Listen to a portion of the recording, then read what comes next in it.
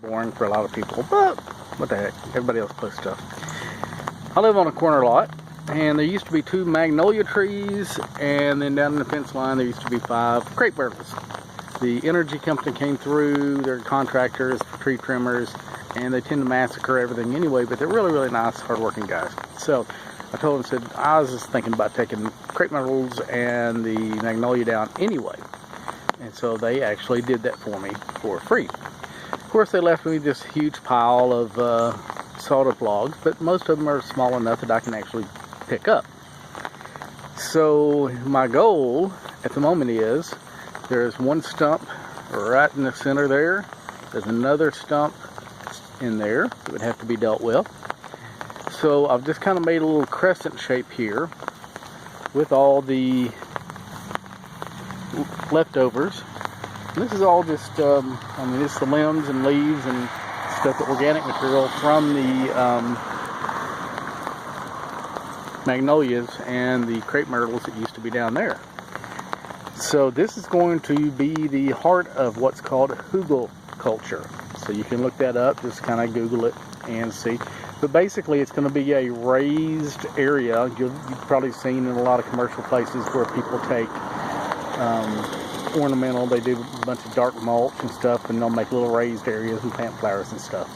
Well, why have all this hauled off and then turn around and haul stuff in?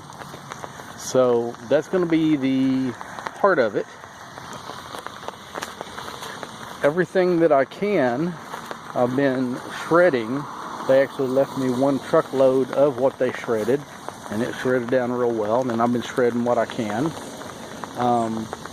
A lot of this is just going to get put on top, and then the mulch will get put on top of that, and then chicken litter to give a lot of nitrogen and make it break down, and then I'll start planting, in my case, edible stuff. There might be a few ornamentals, but most of it's going to be edible. And you can kind of see I've bought a used chipper shredder from Craigslist and sharpen the blades a little bit, and that's how fine it's doing. So that will, and actually it's been quite hot. I've moved probably 2/3 of the pile, and especially of what they mulched. And if I reach in there, that's actually hot. I bet if I put my thermometer in there, it's probably 100, 120 degrees. I've already used it for mulch there. And up. If we look, you can see what the grapes are. All that light stuff, that's, I don't know how many wheelbarrows full of this, because it was out to about right there. So I've moved that much of the pile by hand the last few days when it's hot and humid.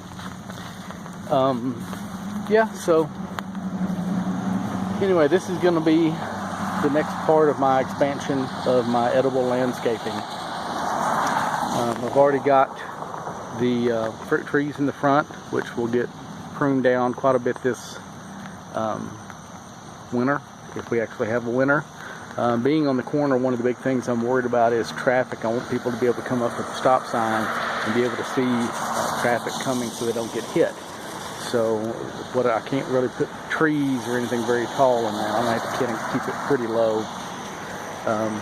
All these hedges are probably going to come out at some point because I can't eat them. This has got plums and peaches. I've got a few peaches trying to come on. I got quite a few plums off this year. Comfrey that'll get chopped and dropped. I've been mulching with leaves like crazy. You can see. Actually, I'd love it if I could actually get rid of my lawnmower at some point. So, I do have some non-edibles. Got bee balm there. I got eggplants out front. That's kin to the artichoke. Supposedly the leaves are actually edible, but from what I understand, it takes quite a bit of processing because it's real stringy. But it is edible. Got some tomatoes. They're kind of stringy up here. Don't get a lot of morning sun, but kind of a small striped one. Got some sorrel. I'm probably going to plant a bunch more of that. I like the sorrel. It's good in salads. It's got kind of a lemony taste. Great in salads. You don't have to worry about much in the way of salad dressing, a little bit of oil and vinegar and other stuff. Wasn't planning on giving you a full tour, but what the heck? Whoops. I can tear them out. Compost pan, some of you may be seen. Each board can come away separately. And of course it's nice and dark because it's wet. But compost, everything I can. Well, probably most of this, what's left in this bin, will probably go on that huglekultur. And then I'll start moving from that 4x4x4 over to that one in turn. Corn is coming along, looking pretty good. It is glass gem corn. So I probably will not try to eat this. I will probably, whatever I get, I'll probably save that seed. I got several different kinds of beans. I had to replant the slugs and rabbits. Got my first attempt. So I'll put a little bit of wire up to keep the rabbits out. Put slug bait, which is not poisonous. It's just a mineral. Put it out. I've got to put some more wire up for them to climb on. 2 rows of regular, or about 1.5 rows of just kind of a regular pole bean, and then some heirloom ones that are supposed to be real red and foot long and kind of funky. Volunteered tomato over there. Okra is supposed to be coming up. Got a ton of kale, cilantro that's going to seed. A couple different kinds of lettuce and carrots in here. Should be having, we got dill, we got more mint, we've got some, it looks like I'll put some cucumbers out. I believe this is going to be cucumbers. Haven't had any of those out yet. I got some more corn going over there. Got the grapes going like crazy. Of course the birds get most of those. Tomatoes are nice and green and lush and lots of nitrogen. I just hope I get fruit. There's plenty of green ones on there. Got peppers, bell peppers, more tomatoes. Aromas in there. Blueberries.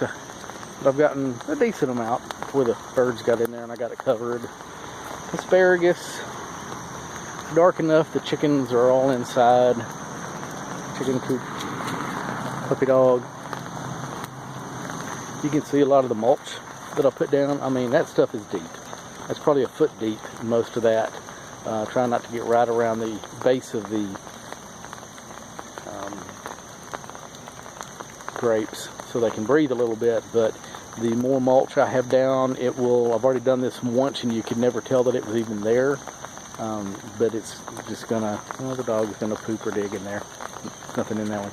Just keep the weeds down, organic material, and actually, most importantly, less mud, because the dog comes straight in, and the less mud that he has, the better. I need to pick some of this kale for a salad tonight. Anyway, just rambling. Okay, bye-bye.